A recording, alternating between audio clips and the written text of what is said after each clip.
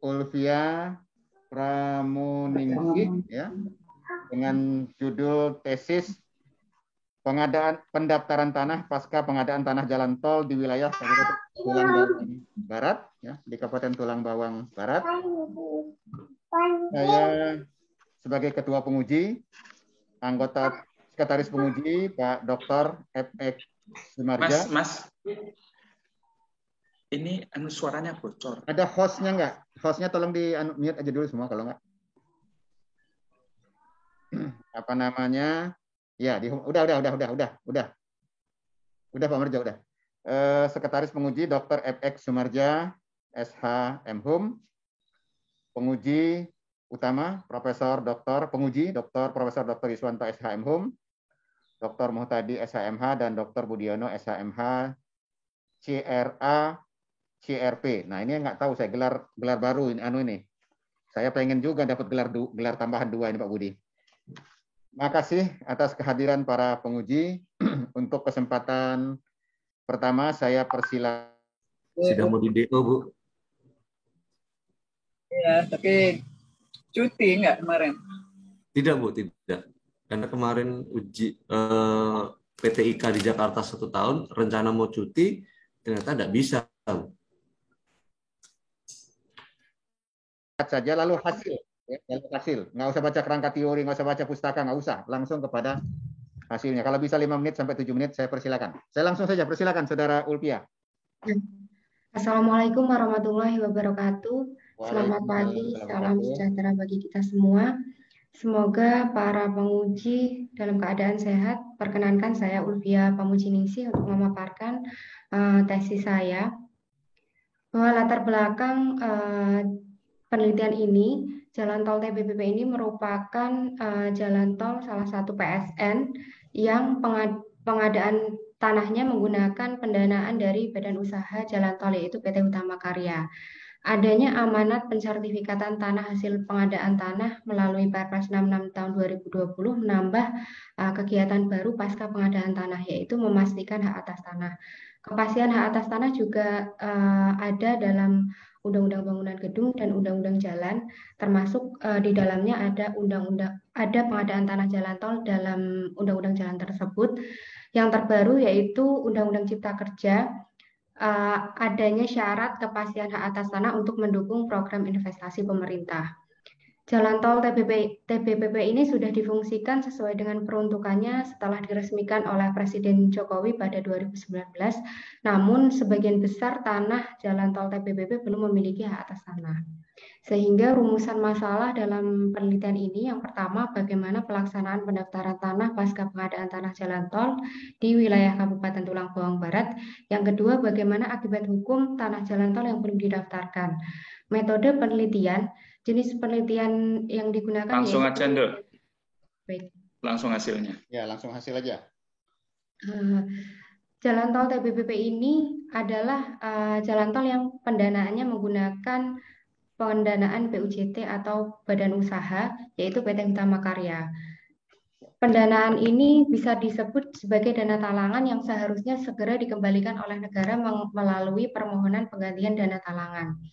Permohonan penggantian dana talangan ini prosesnya harus dilakukan penelitian administrasi oleh pejabat pengawas intern pemerintah, dalam hal ini BPKP Perwakilan Provinsi Lampung. Diketahui ada 2 hasil dari laporan hasil verifikasi yaitu dokumen eligible dan dokumen ineligible.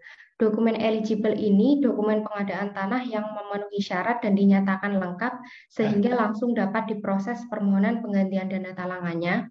Kemudian dokumen ineligible ini dokumen yang dinyatakan belum lengkap. Belum lengkap sehingga harus ditambahkan dokumen lain. Diskresi Presiden melalui Perpres 66 tahun 2020 bahwa penggantian dana talangan dokumen ineligible ini dapat diproses apabila ditambahkan sertifikat hak atas tanah. Sehingga permohonan penggantian dana talangan dapat dilengkapi dengan sertifikat hak atas tanah. Sebelumnya harus dilakukan pelepasan sebagian hak atas tanah terhadap bidang-bidang yang hanya yang ada tanah sisa Kemudian dilanjutkan dengan permohonan pemberian SK hak pakai instansi pemerintah. Mengapa hak pakai? Karena hak pakai ini dapat terus melekat selama tanah tersebut dipergunakan sesuai dengan peruntukannya. Tidak dapat dialihkan juga apabila tidak mendapat izin dari pejabat yang berwenang. Dan juga hak pakai ini mensyaratkan adanya pembangunan setelah 2 tahun hak ini diberikan kepada subjek pemegang hak. Sementara jalan tol ini sudah dibangun sebelum mendapatkan hak pakai. Sehingga tujuannya adalah untuk memberikan kepastian hak atas tanah, memberikan kepastian hukum dan perlindungan hukum, serta mengamankan aset negara, barang milik negara berupa tanah. Terhadap bidang-bidang tanah yang belum didaftarkan, terutama bidang tanah eligible, yaitu tidak memiliki kepastian hak atas tanah karena tanah tersebut tanah negara, kemudian tidak memberikan kepastian hukum dan perlindungan hukum baik kepada masyarakat yang terkena pengadaan tanah maupun kepada pemegang hak penguasa tanah, yaitu pemerintah, terutama tidak mendukung program investasi yang digalakan pemerintah. Padahal pemerintah sudah dalam tataran pembentuk peraturan perundang-undangan sudah mencabut peraturan-peraturan pendaftaran tanah yang tidak relevan dengan dukungan investasi, terutama mencabut PP 40/1996, PP 103 tahun 2015 dicabut karena dianggap tidak mendukung program investasi, sehingga apabila bidang tanah ini tidak segera disertifikatkan, maka tidak dapat mendukung program investasi pemerintah. Simpulannya bahwa pendaftaran tanah pasca pengadaan tanah jalan tol ini dilakukan atas semua bidang tanah, baik itu eligible maupun ineligible. Ineligible ini lebih difokuskan karena berkaitan dengan penggantian dana talangan. Kemudian akibat hukum yang timbul apabila bidang tanah tersebut belum didaftarkan, yaitu yang pertama tidak ada hak atas tanah, tidak ada kepastian hukum dan perlindungan hukum, serta tidak mendukung program investasi. Ada 2 saran yang diajukan. Yang pertama, sinergitas antara PPK pengadaan tanah, Kantor Pertanahan Kabupaten Tulang Bawang Barat, dan kantor wilayah selaku P2T dalam pra pendaftaran tanah. Kemudian saran agar disusunnya teknis pelepasan sebagian hak bersamaan dengan pemberian ganti kerugian sehingga masyarakat tidak menunggu. Yang ketiga yaitu saran agar diajukannya berkas eligible pada Kantor Pertanahan Kabupaten Tulang Bawang Barat. Demikian paparan saya. Ya, makasih. Saya kira cukup ringkas penyampaiannya. Isu hukumnya jelas, yaitu pembebasan tanah jalan tol oleh Badan Usaha Jalan Tol BUJT yang dilaksanakan oleh PPK yang sudah selesai proses pembangunan jalan tolnya, tapi status hukum tanahnya masih belum jelas. Saya kira itu nanti komentarnya atau pertanyaannya saya persilakan pada para penguji, termasuk saya juga ada beberapa pertanyaan yang terkait dengan tesis dari Ulpia ini. Saya persilakan, mohon izin kepada Prof. Yus. Saya beri kesempatan pertama kepada Pak Dr. Budiono, SHMH CRA CRP. Saya persilakan. Terima kasih Prof. Akib. Mohon izin Prof. Yus, saya duluan. Pertanyaan pertama adalah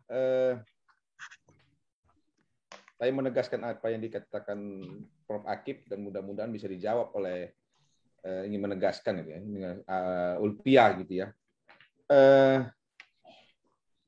Apakah ada perbedaan proses pendaftaran tanah dalam dalam situasi ini kan pendaftaran pasca jalan tol, ya, pasca tanah jalan tol, dengan pendaftaran tanah biasa.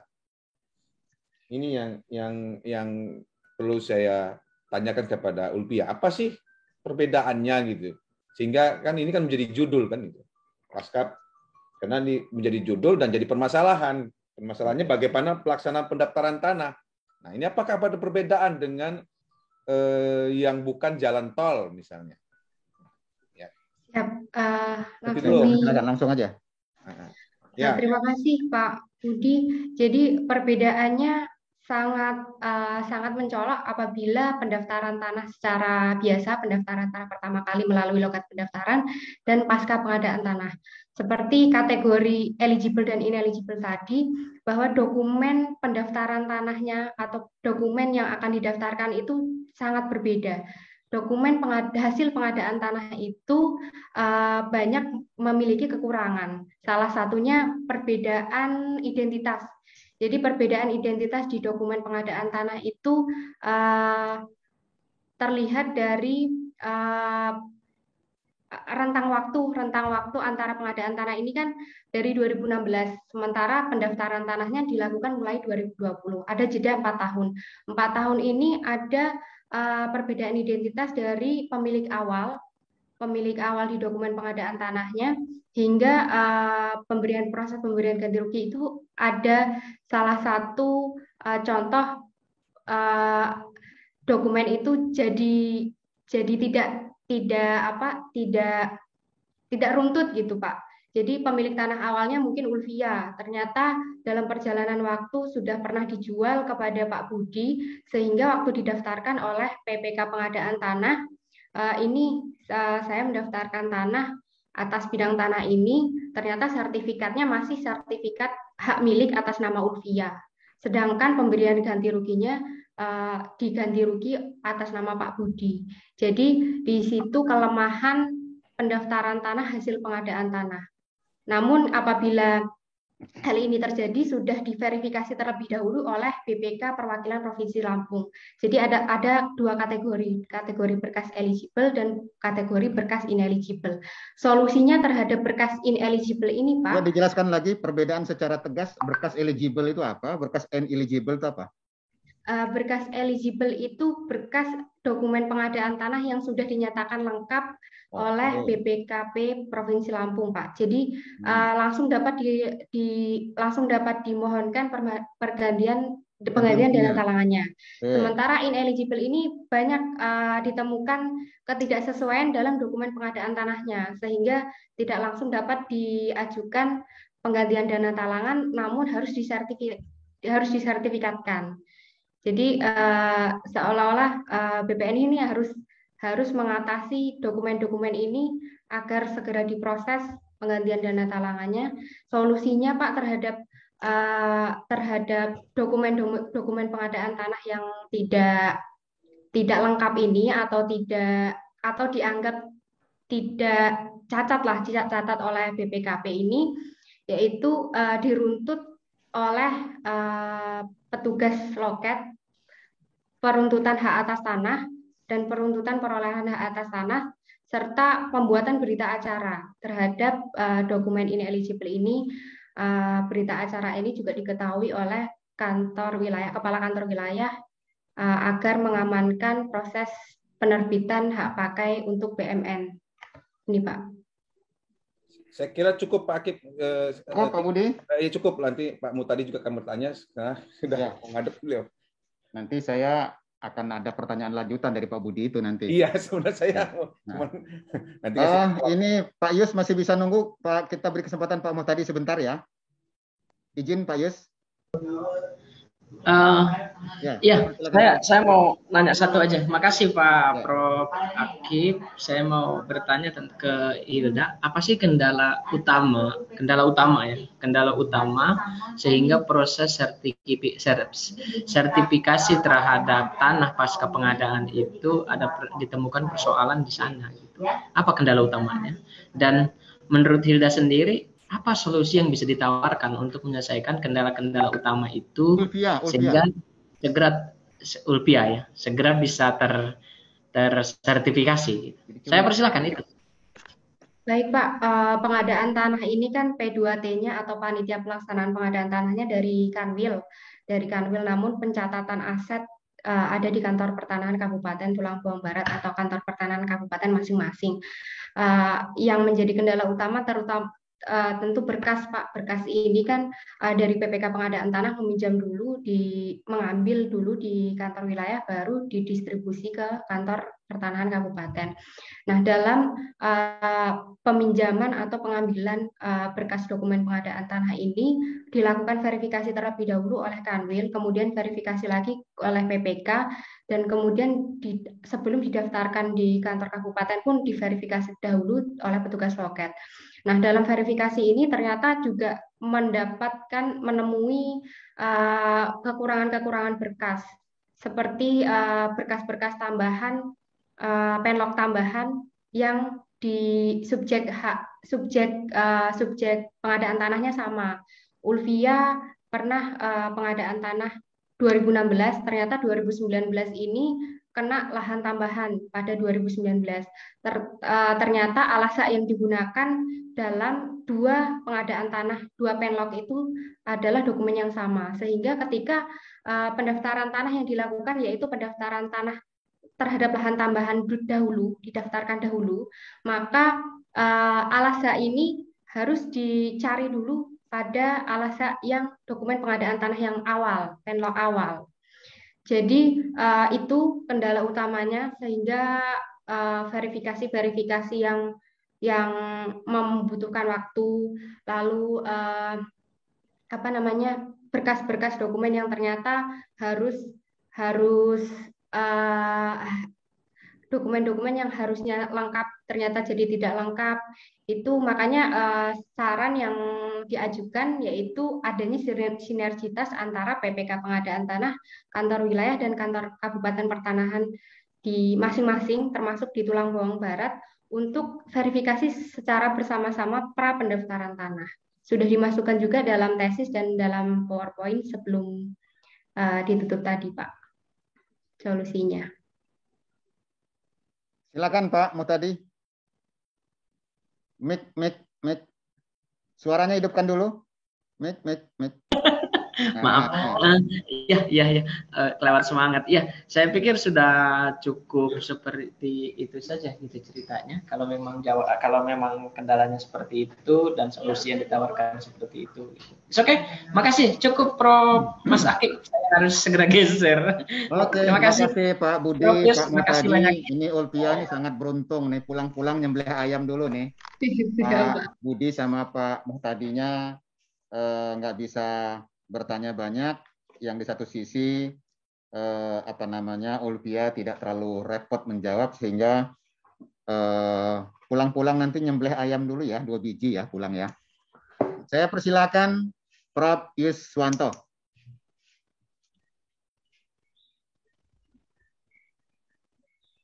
Suara Prof. Yus, mic-nya hidupkan dulu, unmute. Hidupkan dulu di bawah mic-nya.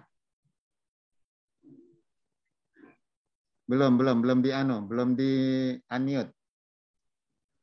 Yang bagian bawah, mute kiri bawah. Atau Mas Rohim, hidupkan semua dulu.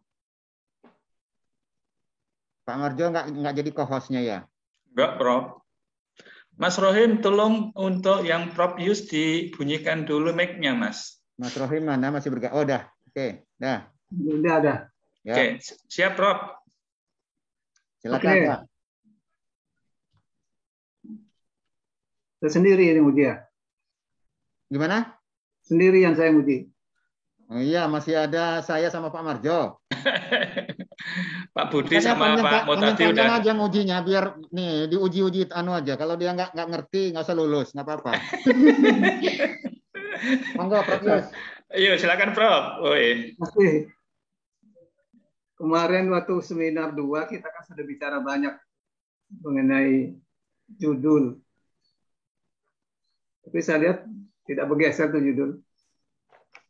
Nah, saya nggak hadir, saya malah menambahkan pasca pengadaan tanahnya. Ingat nggak? Ya. Ingat Pak, ingat Prof.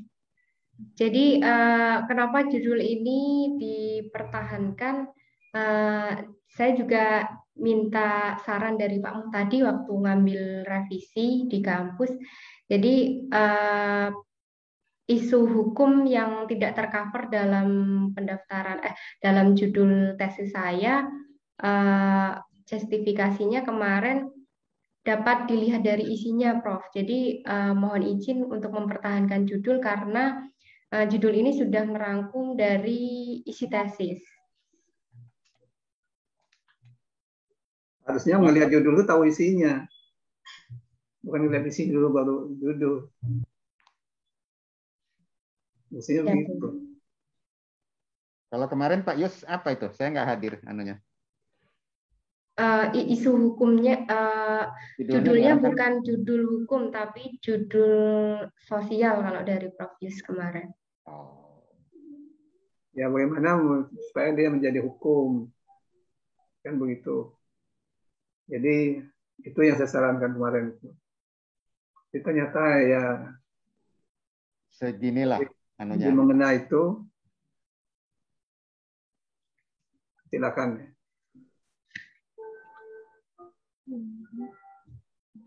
Tesis saudara ini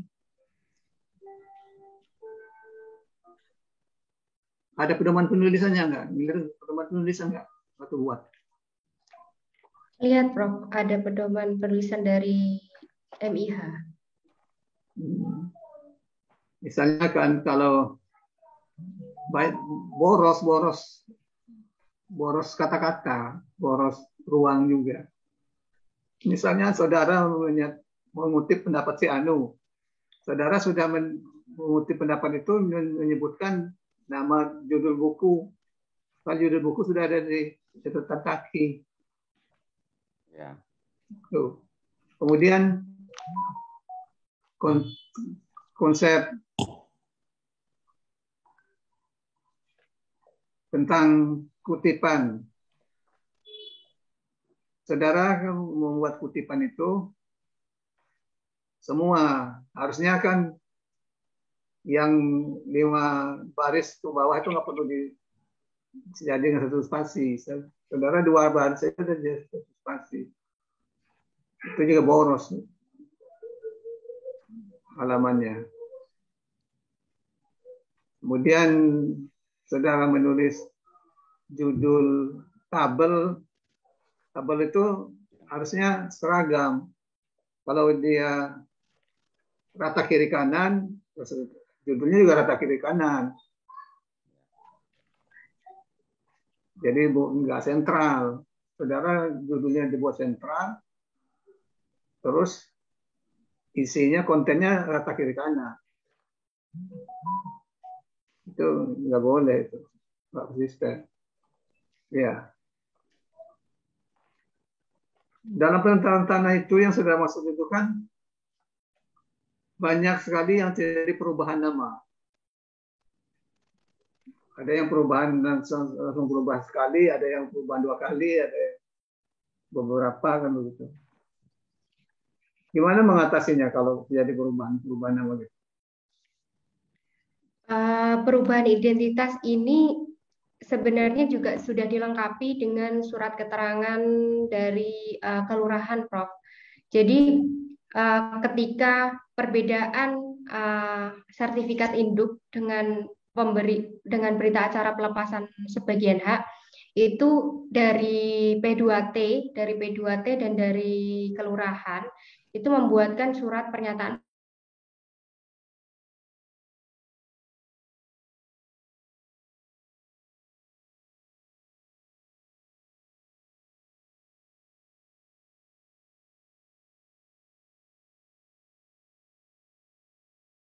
Nah, namun apabila 2 itu tidak dapat dipenuhi, dibuatkan berita acara.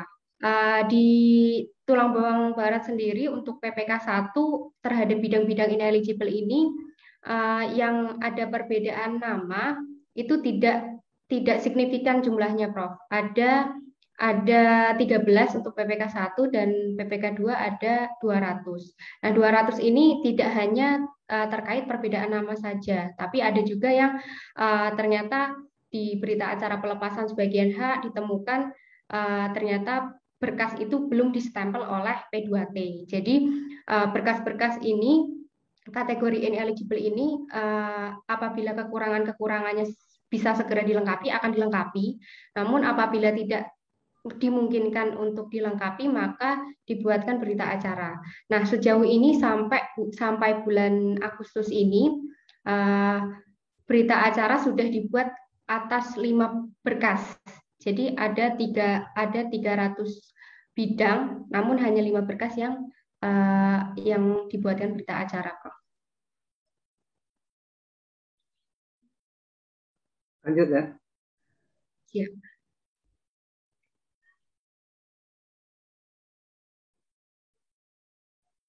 Tadi kan Saudara Budi menanyakan mengenai apa perbedaan antara pendaftaran tanah yang biasa dengan yang ini. Khususan ini apa yang menjadi perbedaannya.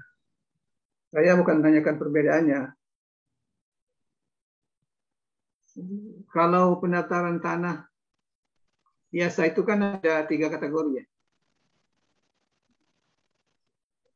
Kategori. Apa kategori itu?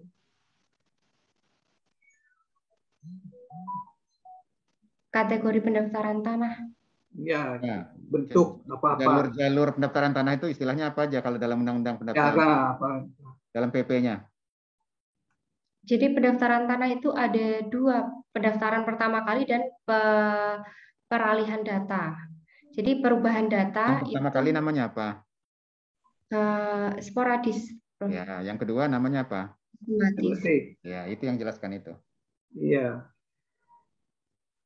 Baik, kalau dari pendaftaran tanah sistematis ini biasanya di-cover oleh program PSN juga, namanya pendaftaran tanah sistematis lengkap atau PTSL. Itu di Kabupaten Tulang Bawang Barat sendiri penlognya ada 15.000 PBT dan 10.000 SHAT, sertifikat hak atas tanah. Namun dalam jalan tol ini tidak masuk dalam kategori PTSL tapi kategori sporadik, karena ini pendaftarannya diusung oleh pemegang hak atau calon pemegang hak, yaitu Kementerian PUPR, Prof. Oh, jadi sporadik ya? Iya, Prof. Benar ini, masuk sporadik istilahnya. Iya, Prof. Sporadis, Prof. Pak Marjo koreksi ya. Iya, ya, Pak. Betul ya. Sporadik ya. Walaupun dia bukan pemilik pertama kali pendaftaran ya, tetap sporadik karena dia pemilik baru ya. Ini, Prof, sporadik itu bisa dalam bentuk pendaftaran tanah pertama kali, bisa juga dalam rangka pemeliharaan data pendaftaran tanah. Oh, betul. Tetapi kalau pendaftaran tanah sistematik itu hanya untuk pendaftaran tanah pertama kali saja. Oh? Itu berapa? Sistematik pertama kali saja. Iya, Prof. Iya. Kalau yang sporadik itu kan umum, banyak. Ya, untuk pertama kali dan untuk pemeliharaan data pendaftaran tanah. Kalau misalnya kayak Prona itu sporadik kan ya? Prona itu Prona itu bisa sistematik, bisa sporadik, Prof. Tergantung. Jadi bukan kalau Prona sporadik terus yang lain sistematik. Oh, tidak. Oke, lanjut Pak Yus. Iya, oke. Saudara menyebut BPK itu apa peran BPK itu? BPKP Perwakilan Provinsi Lampung. BPKP. Iya. Jadi tugas BPKP ini sebagai pejabat pengawas intern pemerintah itu untuk memastikan dokumen-dokumen pengadaan tanah ini saat permohonan penggantian dana talangannya kepada Kementerian Keuangan sudah tidak ada lagi cacat dokumen atau ketidaksesuaian dokumen. Jadi tugas BPKP ini untuk memastikan bahwa permohonan yang diajukan oleh PPK pengadaan tanah sudah sesuai dengan dokumen-dokumen yang lain. Nah, dari BPKP ini juga selain memberikan verifikasi terhadap dokumen, juga memberikan saran-saran spesifik terhadap temuan ini, maka solusinya seperti ini, temuan B, maka solusinya seperti ini. Seperti itu, Prof. Dan BPKP ini tidak berkaitan langsung dengan Kantor Pertanahan Kabupaten Tulang Bawang Barat, tapi berkaitan langsung dengan PPK pengadaan tanah di proses permohonan penggantian dana talangannya. Sehingga tidak langsung berkaitan dengan pendaftaran tanahnya, tapi berkaitan dengan penggantian dana talangan pasca pengadaan tanahnya. Oke. Dia sporadik ya? Iya, Prof, sporadis. Kalau peraturan baru kan ada di Undang-Undang Cipta Kerja. Ya. Ya, tentang pendaftaran tanah itu. Pertanyaannya adalah ke PP 224 itu masih berlaku nggak? PP 24 tahun 97 masih berlaku, Prof, diubah sebagian. Namun untuk PP 4096 tentang hak pakai, di situ ada hak pakai, hak guna bangunan sama hak guna usaha itu dicabut oleh PP 18 2021. Ini PP 18 2021 ini juga semarak dari Omnibus Cipta Kerja itu. Jadi perubahannya dari PP 24 dengan Cipta Kerja, pendaftaran di Cipta Kerja ini sudah mengcover adanya pendaftaran tanah secara elektronik, Prof. Secara elektronik dengan menggunakan KKP. Sebenarnya penggunaan KKP ini sudah dilaksanakan di tahun 2017. Namun payung hukum terhadap pelaksanaan secara elektronis ini baru disahkan di PP 18 2021. 10 tahun jadi ya. 2017 2021 4 tahun. 4 tahun. Saya kira cukup aja saya. Cukup, Pak Yos. Cukup. Teknisnya gimana? Saya lupa tadi sama Pak Budi sama Pak Muh tadi. Nilai Pak Yos bisa dikirim WA aja ya, ke WA saya atau ke WA aja. Mas Rohim ya. Ya, kirim ke WA apa Prof Akib aja Prof Yus atau langsung ke nggak apa-apa.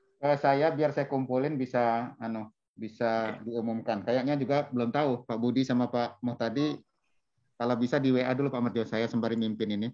Ya, saya persilakan Pak Marjo duluan karena Pak Marjo mau ada asesmen mau jadi saksi berahli ini ahli bersaksi ini, banyak duit ini hari ini, dapat duit banyak nih dari KPK. Saya persilakan Pak Marjo. Baik, terima kasih Prof Akib, Prof Yus, terima kasih juga yang sudah ikut partisipasi hari ini, luar biasa. Sehat selalu Pak Yus. Jadi Mbak Ulvia, saya akan tanya satu hal saja. Terkait dengan kepastian hukum tentang pendaftaran tanah tadi, Mbak Ulvia kok menyebut ada pihak investor. Apa kaitannya pihak investor ini dengan pendaftaran hak atas tanah oleh pemerintah atau oleh PUPR kepada Badan Pertanahan Nasional? Apa kaitannya? Kan nggak ada kaitannya. Coba Mbak Ulvia bisa jelaskan kepada saya. Silakan. Jadi kaitannya pendaftaran tanah, hasil pengadaan tanah kepada investor ini langsung disebut aja PT Utama Karya ini sebenarnya juga BUJT, Pak. Jadi BUJT di Tulang Bawang Barat ini di Trasa TBPP ini dia memiliki hak konsensi atau hak pengelolaan selama 40 tahun. Oh, gitu. Sehingga dari hak perjanjian pengelolaan 40 tahun ini dia terlindungi atas sertifikat yang terbit dari pendaftaran tanah hasil pengadaan tanah tersebut. Apabila dia tidak memiliki belum memiliki sertifikat atau belum didaftar, dia tidak memiliki kepastian dan perlindungan hukum terhadap investor tersebut. Jadi apabila ada gugatan-gugatan yang diajukan oleh masyarakat, terutama dalam penelitian senior-senior di publikasi Via Justitia ditemukan bahwa tanah sisa ini rawan terjadi gugatan sengketa konflik pertanahan. Di Tulang Bawang Barat pun banyak terdapat tanah sisa, sehingga apabila sudah terdapat sertifikat hak atas tanah juga akan melindungi pihak-pihak terkait, terutama investor yang memiliki hak konsensi 40 tahun ini. Baik, artinya Utama Karya ya itu punya jaminan bahwa usahanya itu konsensi dia tidak akan diganggu oleh masyarakat karena hak atas tanahnya yang dimiliki oleh PUPR itu sudah bersertifikat, gitu ya, Mbak Ulvia ya? Iya, siap. Oke. Cukup Prof Akib dari saya dan Prof Yus, Pak Akib saya mohon izin, ini saya sudah ditunggu di ruang sebelah, Prof. Terima kasih. 1 menit Pak Marjo, saya tanya, monggo. saya takutnya nggak bisa dijawab oleh Ulvia nanti. Ya, monggo. Tesis ini ada beberapa yang masih perlu saya komentari, tapi saya minta statement Pak Marjo dulu. Tanah ini kan punya saya. Ya. Sudah diganti rugi. Tapi belum didaftar ulang belum beralih nama, terutama berkas-berkas yang ineligible tadi itu misalnya. Saudara Ulvia saya tanya, itu belum terdaftar kan? Belum dialihkan atas nama Kementerian PUPR Jalan Tol, belum kan? Belum. Secara hukum statusnya apa? Bu Ulvia dulu yang jawab, Pak Marjo dengerin. Siap Pak. Jadi setelah pengadaan tanah itu dalam proses penggantian ganti rugi, pemberian ganti rugi, itu sudah ditandatangani berita acara pelepasan sebagian hak, Pak. Jadi pelepasan sebagian hak terhadap tanam tumbuh dan bangunan yang berdiri di atas tanah Prof. Akib sudah diserahkan kepada negara. Jadi status tanahnya sudah hapus dulu, Prof. Sudah hapus. Jadi ya sudah setelah kalau sudah hapus maka dengan sendirinya menjadi tanah siapa? Tanah negara. Tanah negara. Ya, jadi tanah negara yang didaftarkan oleh Kementerian PUPR kepada kantor pertanahan. Sudah Pak Marjo, saya sudah cukup dengar, tapi saya nanti akan bertanya lebih jauh ke beliau karena statementnya itu berbahaya, statement Ulvia ini. Kamu kerja di pertanahan ya? Iya, Prof. Statementnya ini dari berpembahasan sampai dari abstrak, pembahasan dan kesimpulan, Pak Marjo, saya mungkin perlu dihaluskan. Tidak ada hak atas tanah. Ini kayaknya salah ini statement ini. Haknya itu jelas sudah menjadi haknya negara kan sekarang. Orang yang maaf, saya Prof. Negara nggak punya hak, Prof. Yang punya hak itu adalah bangsa Indonesia, Prof.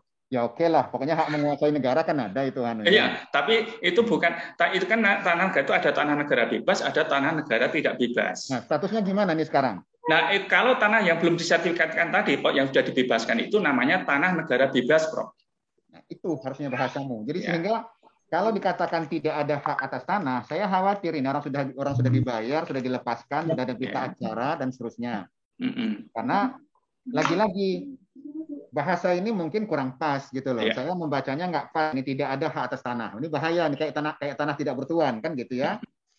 Nanti kalau tidak bertuan diambil jadi bank tanah nanti ini dalam Undang-Undang Cipta Kerja kan gitu ya. Jadi bahasanya tolong dihaluskan. Ya, saya kira cukup Pak Marjo. Saya bisa. Siap, terima kasih Prof.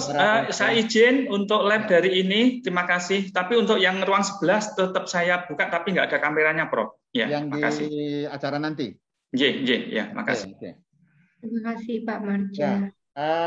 Saudara Ulvia, saya lanjut. Ini tinggal ada Pak Yus. Nanti Pak Yus bisa dengar kalau Pak Yus masih belum tutup anunya. Tadi itu pertanyaan saya agak mengganggu itu kan karena bahasamu di sini tidak ada hak atas tanah. Seolah-olah tanah ini tanah terlantar, tanah liar gitu ya. Makanya tadi Pak Marjo mengatakan tanah negara, apa istilahnya itu tanah negara? Tanah negara bebas. Ya, ini kan artinya dalam proses. Artinya atau kalau saya bisa mengatakan sudah menjadi tanah yang dikuasai oleh negara, ya. Dalam hal ini adalah BUMN, ya, tetapi belum didaftar. Apa konsekuensi hukumnya? Saya mau tanya. Apa konsekuensi hukumnya? Jadi boleh menjustifikasi kalau itu tidak ada tanah hak ya, Prof. Karena sebenarnya tanah negara ini sudah diatur dalam PP 18/2021 bahwa tanah negara itu bukan tanah hak, Prof. Jadi tidak ada hak atas tanah itu juga sudah dapat diartikan bahwa itu tanah negara yang tidak melekat suatu hak atas tanah apapun. Tanah negara itu bukan tanah hak, juga bukan tanah ulayat, bahkan bukan tanah wakaf atau BUMN. Jadi sumber dari tanah negara yang didaftarkan ini tanah negara, bukan tanah negara bebas, tapi tanah negara bekas pelepasan sebagian hak. Oke, jadi saya nyambung itu mungkin maksudnya kan tidak dalam pengertian tanah yang sudah dibebani hak sebagaimana diatur dalam UUPA kan gitu anunya ya. Tetapi bahasa ini agak sedikit mengganjal kalau saya. Seolah-olah tanah ini nanti kayak tanah liar gitu aja. Atau nanti tolong dijelaskan tidak ada hak atas tanah dalam pengertian sebagaimana diatur dalam UUPA. Itu hak milik, hak pakai, apa-apa gitu loh anunya. kan masih dalam proses ya kan gitu. Mungkin kira-kira maksudnya itu? Iya, benar. Nanti tolong itu dihaluskan. Apa konsekuensi hukumnya? Konsekuensi hukumnya apabila itu masih menjadi tanah negara, maka masyarakat yang terkena pengadaan tanah ini apabila ingin memberikan memohon terhadap tanah-tanah sisanya atau memberikan kepastian hukum atau meminta kepastian hukumnya tidak jelas kemana arahnya.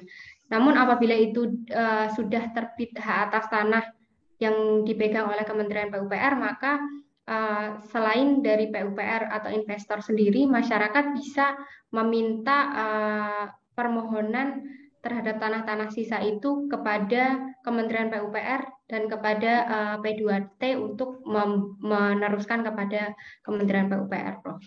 Jadi saya kira bukan tidak ada kepastian hukum ya. Mungkin bahasanya juga nggak tahu. Ini ada Pak Yus masih bergabung ya. Mungkin bahasanya menurut saya lemahnya kepastian hukum termasuk lemahnya perlindungan hukum baik kepada pemerintah dalam hal ini badan usaha maupun kepada pemilik lama khususnya terhadap tanah sisa. Ini kan ada tanah-tanah sisa yang dipecah yang tidak kena ganti rugi, yang tidak kena jalan tol.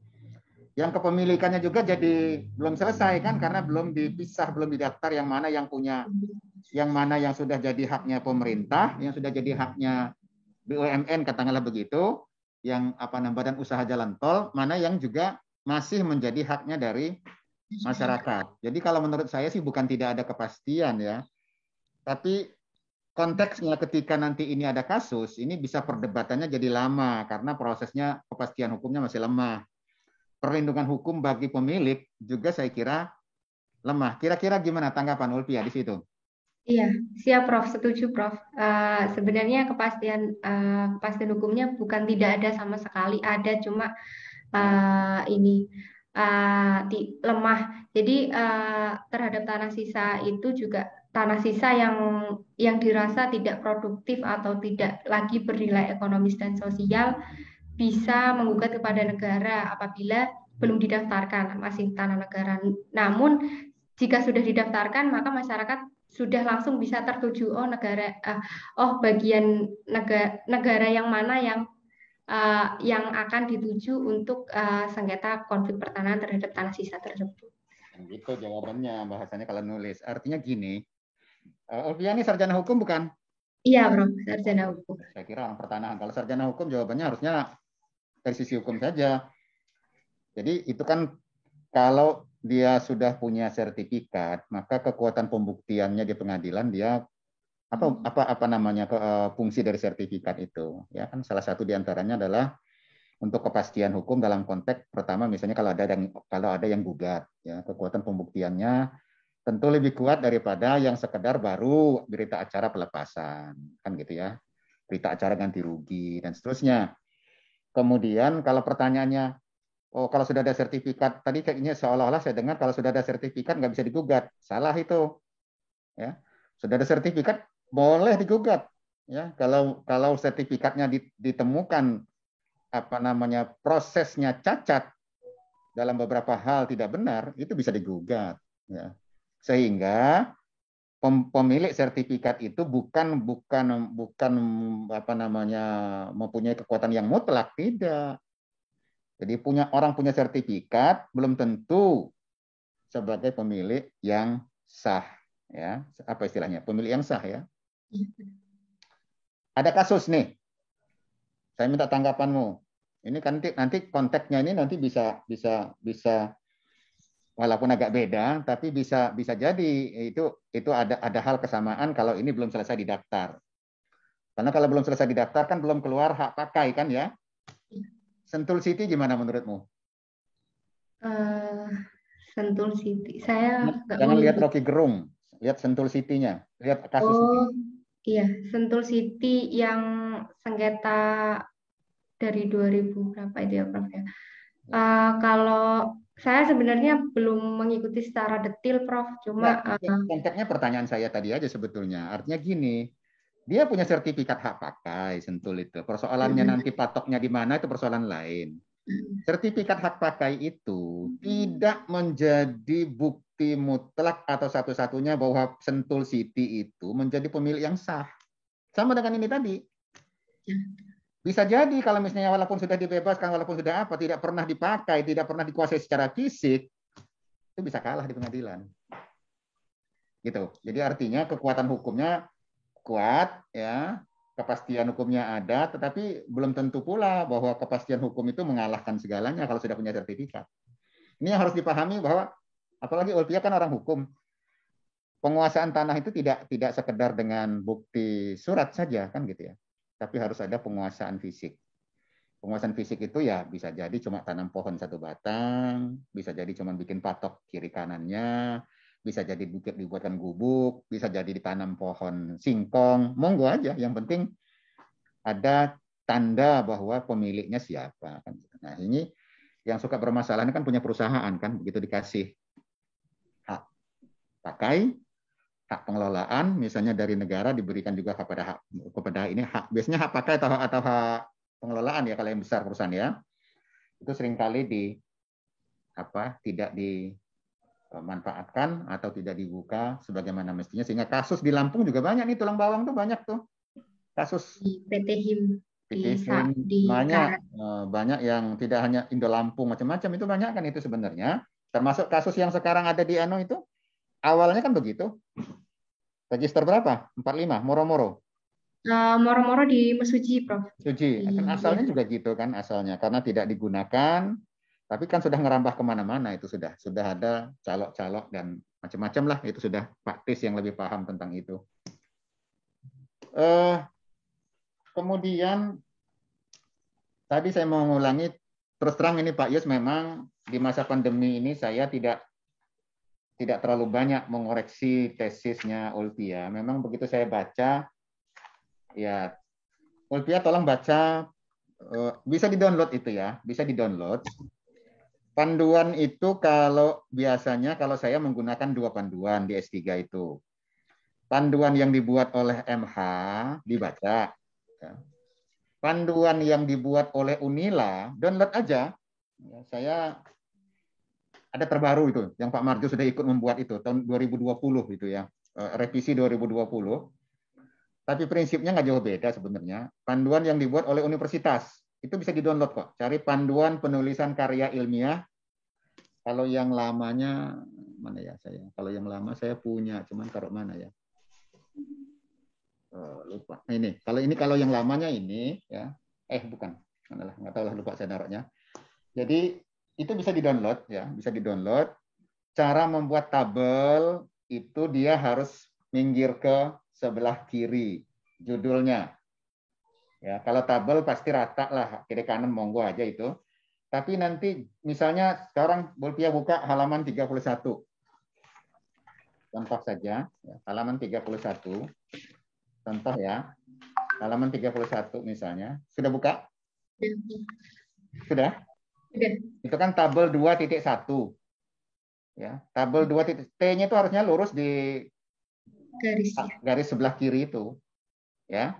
Lalu dan-nya itu kenapa di tengah? Dan-nya itu lurus dengan huruf K, ya. Huruf kewenangan. K-nya itu lurus dengan K kewenangan. Kemudian sumber juga harus lurus di kiri. Kemudian pemberian P yang di bawah itu, pemberian hak atas tanah itu harusnya lurus dengan P yang peraturan di atasnya. Itu cara membuat tabel ya.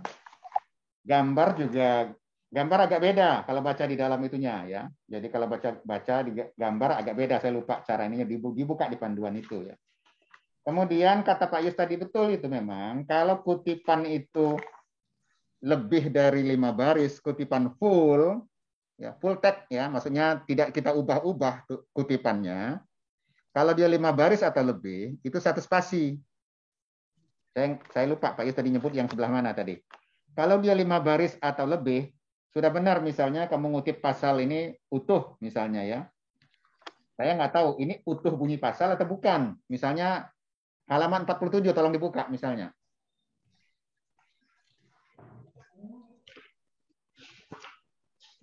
Sudah, Prof. Nah, itu kan meliputi 1 sampai 9. Apakah itu persis bunyi pasal atau bukan? Kalau Persis bunyi sudah pasal. Ulfia potong-potong, tidak persis lagi bunyi pasal, ya nggak usah satu spasi malah. Tapi kalau dia utuh, pasal 33 ayat 3 Undang-Undang Dasar 45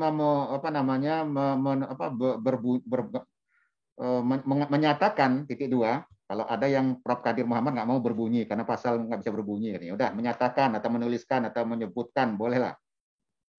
Bumi, air, dan seterusnya itu kutip utuh satu spasi itu. Kalau dia lebih dari 5 baris, 5 baris atau lebih dia. Kalau dia cuma 2 baris, 3 baris, jadi nggak turun ke bawah, langsung kasih tanda petik yang menyatakan atau berbunyi atau menyebutkan tanda petik, langsung kalimat narasi. Dalam 2 spasi selesai itu selesai titik kasih tanda petik, tanda kutip, ya, tanda petik tanda kutip sama tanda kutip, ya, titik yang 2 apostrop itu 2 anu itu, ya. Itu kemudian kalau sudah disebut, saya pernah baca, saya kemarin baca tapi saya lupa sebelah mana itu memang, ya. Dalam bukunya si A misalnya di atas, sebenarnya nggak perlu juga disebut Muhammad Akib dalam buku Politik Hukum Lingkungan, nggak usah sebetulnya. Cukup misalnya menurut Muhammad Akib apa pesan yang mau disampaikan, nanti di bawah catatan kakinya baru Muhammad Akib bukunya judulnya lengkap apa. Jadi nggak usah disebut judul bukunya di dalam teks dalam teks tulisan, cukup disebutkan di catatan kakinya saja.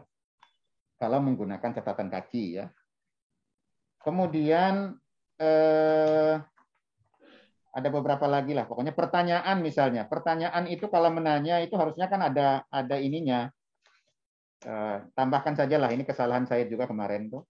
Ya, kemudian kayaknya sudah saya koreksi itu. Kalau teori itu pakai apa? I kan ujungnya.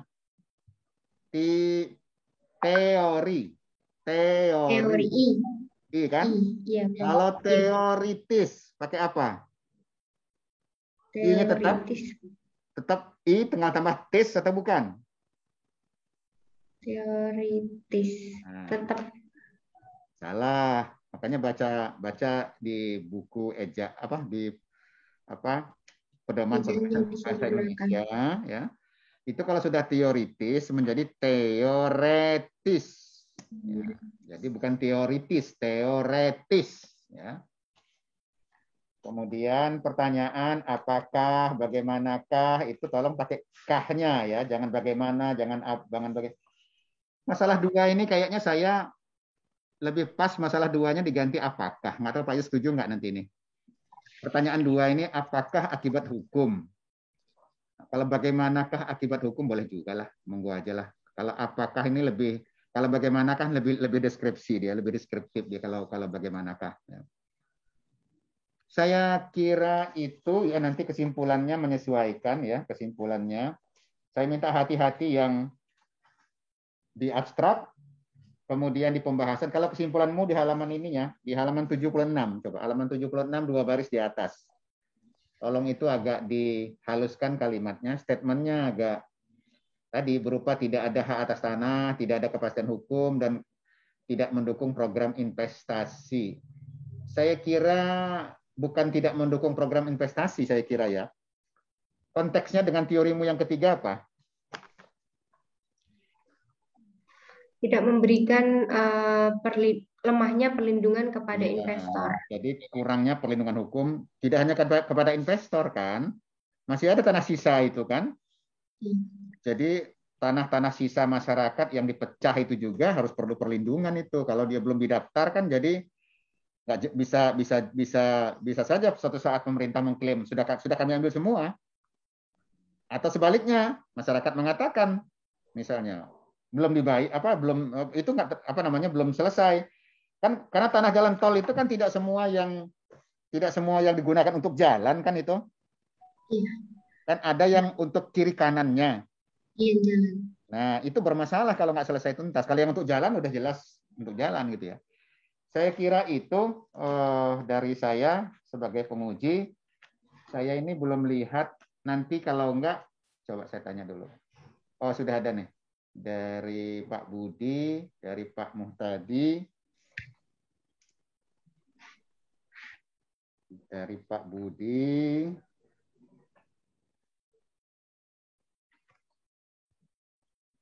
Pak Muhtadi,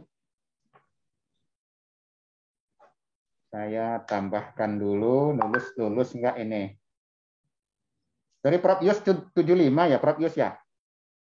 Oh ya. Enggak, main-main aja.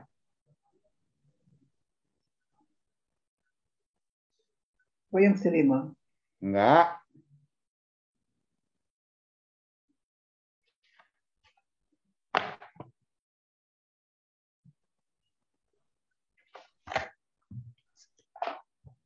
Bagi 1, 2, 3, 4, 5.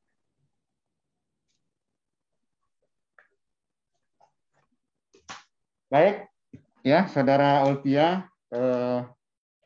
kalau bisa berdiri ya, bisa berdiri sebentar, ya berdiri sebentar Ulfia. Suara saya masih masuk, ya? Masih. Ya, berdiri sebentar ya di situ, tetap di kamera ya. Saudara Ulfia sudah melaksanakan ujian kompre pada hari ini berdasarkan nilai yang masuk. Karena posisi pandemi kita tidak bisa menandatangani berita acara secara langsung, tapi setelah ini nanti berita acara akan diedarkan oleh Mas Rohim. Nilai yang sudah saya dapatkan melalui WA dari Mas Rohim, dari masing-masing dosen, Anda dinyatakan lulus ya. Jadi hari ini Anda sudah selesai melaksanakan satu tahapan terakhir berupa ujian kompre dan Anda sudah dinyatakan lulus dengan nilai A ya. Jadi selamat untuk Saudara Ulfia, selamat untuk keluarga, tapi tidak berarti bahwa yang sudah ditulis Ulfia ini sudah sempurna, belum. Ya, ini kan karena kemurahan hati dari tim penguji kita pada hari ini sehingga Anda bisa mendapatkan nilai A. Tapi artinya saya juga nggak tahu ya. Ulfia ini sudah punya ini belum ya? Sudah punya publikasi belum? Sudah, Prof. Sudah layak uji di bulan Juli. Di bulan Juli sudah dapat layak uji di Cepalo. Cepalo. Di jurnal Cepalo sudah layak apa, sudah dapat ininya? Sudah dapat LOA? Surat keterangannya masih proses diterbitkan oleh admin, Prof. Tapi dari reviewer sudah menyatakan sudah layak uji, makanya sudah bisa daftar sidang tesis. Oke ya, jadi bukan sebenarnya itu prosesnya apa, nanti mungkin semakin lama semakin berat ya, karena Cepalo itu semakin lama, bukan semakin lama, prosesnya sekarang Cepalo itu sudah dalam proses untuk menuju ke jurnal internasional. Jadi kita di Unila ini, di Fakultas Hukum ini kita punya 9 jurnal. Dari 9 jurnal kita itu yang sudah Sinta 2 itu baru Fiat Justisia. Cepalo kalau nggak salah sudah Sinta juga itu ya Cepalo. Apalagi Cepalo lupa Pak Muhtadi tadi. Tapi 4, Sinta 4. Saya lupa apa Cepalonya apa Lajil ya. Cepalo kayaknya Sinta 4 itu. Cepalo Sinta 4. Cepalo ya. Ini masih ada Pak Pak. Baru nyampe, baru turun saya. Oh, baru turun ya. Nilainya tadi cuma 70 ya. 50. 50 malah. Jadi Cepalo sudah Sinta 4 ya. Jadi artinya gini nih Pak Muhtadi, ini juga teman-teman di MH ini juga harus jadi perhatian karena kalau ini kan prosesnya kemarin kita sepakat ini akan jadi jurnal internasional. Artinya nggak bisa lagi yang anak S2 itu cuma sekedar meminta syarat LOA, letter of acceptance atau apa untuk syarat ujian, tapi ternyata memang jurnalnya belum layak gitu loh. Karena ini akan jadi beban pengelola jurnal kita, itu kan sekali terbit cuma paling 10 ya, Pak Muhtadi, lupa saya. Nggak nyampe 10 kan, setahun berapa kali dia Cepalo itu? Cepalo itu 3 ya, 3 atau 2 ya. Nah, yang paling banyak kan Fiat. Yang paling banyak Fiat. Katakanlah 3. Artinya kalau 3 itu setahun dia hanya bisa menampung 30 judul tulisan mahasiswa kan? 30 tulisan. Mahasiswa enggak sebanyak itu, paling hanya kalau dia menggunakan internal SHM MH saja ya mau nggak mau cuma 3. Makanya jadi 30 tulisan dalam 1 tahun. Dari 30 tulisan itu, dari mahasiswa kita paling banyak itu hanya 3 sampai 5 tulisan yang bisa masuk, sisanya nggak bisa di situ. Iya. Jadi Ya, jangan bisa. dikira kalau jangan dikira anak S2 Jangan itu kalau kita internal sudah punya terlalu banyak sepalo, nanti malah. sudah punya cepalo